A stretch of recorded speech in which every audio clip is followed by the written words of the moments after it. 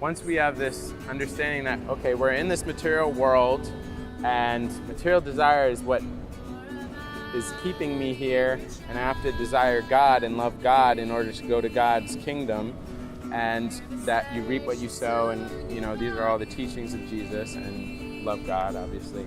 Once we have that understanding, we can ask then, why do we suffer, and why are we here in this place that is full of suffering? And the answer, again, is having to do with our material desires.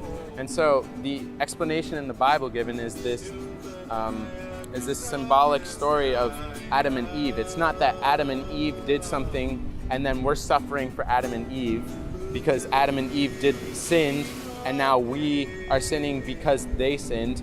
Jesus said, he didn't say you reap what Adam and Eve sowed. He said you reap what you sow. So you must have sown the seed that got you here, and now you're receiving suffering because of what I've done. I shouldn't blame God for my suffering. My suffering is my own fault. My being away from God is my own fault.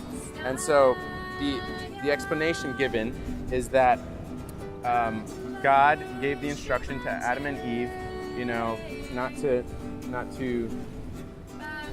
eat this fruit of knowledge, and this fruit of knowledge is the representation of if you want to be, all-knowing and powerful and stuff like that, like God is, then you would eat the fruit.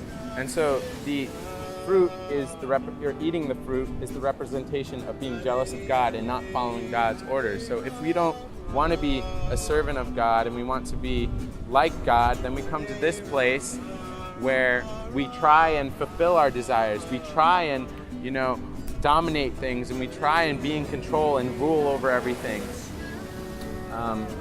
And we all fail at it miserably because we're all still suffering here. Unless you're connected up with God, you're still suffering here, and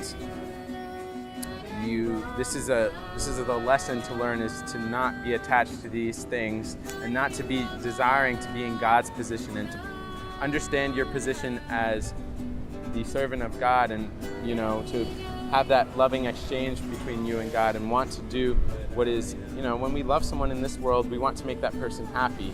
And so we want to when we bring ourselves to loving God, that means wanting to make God happy and with us and what we're doing in our lives. And so the why do we suffer is answered that it's our own doing that we desire to come to this place where we could try and be king, and because of course we're not powerful the way that God is, so we can't control things the way that we can't make things be the way that we want them to, so of course we're going to suffer. It's not that God is making these things happen to us, it's that we have this desire and we are unable to fulfill it because we're not all powerful.